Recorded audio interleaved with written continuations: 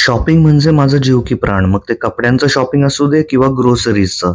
माझ्या स्वतःसाठी असू देत किंवा इतर कुणासाठी सुद्धा मला अजिबात त्याचा कंटाळा येत नाही.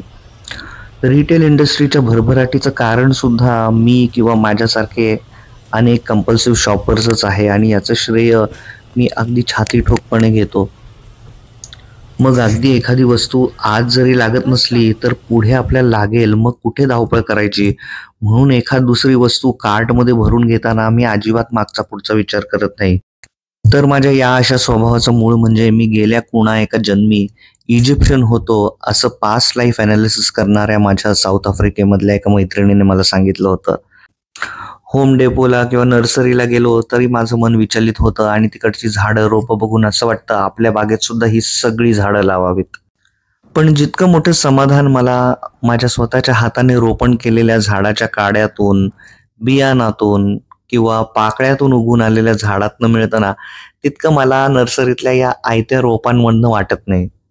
त्या बियाणाला फुटणारा एक एक अंकुर, त्या काडीला फुटणारं एक एक पान, हे सगळं पाहताना एक सेन्स ऑफ अचीव्हमेंट मिळतं. आपण काहीतरी नुसतंच वाढवलं यापेक्षा आपण काहीतरी घडवलं, ही भावनाच खरं खूप मोठी आहे, शब्दात सांगण्यासारखी नाहीये. आपलं नवं जन्माला आलेलं बाळ पाहून आई वडिलांना कसं होत असेल, अगदी अशीच फिलिंग आहे यामध्ये सुद्धा. आणि एकंदर या महिन्याभरात मला ही भावना अनेक वेळा जगता आली, याबद्दल देवाचे खूप खूप आभार. माझा जास्वंद, गुलाब, झेंडू, अष्टर आणि अजून पालेभाज्या सुद्धा मस्त वाढून आलेल्या आहेत. आणि या मी सगळ्या बियाणापासून किंवा काड्यांपासून तयार केलेली रोपं आहेत.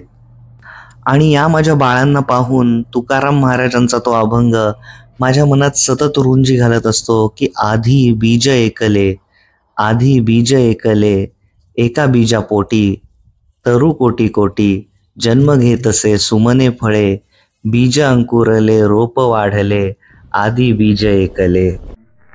एका बीजापोटी, एका बीजापोटी तरु कोटी कोटी, जन्म घेती सुमने फळे, कोटी जन्म घेती सुमने फळे.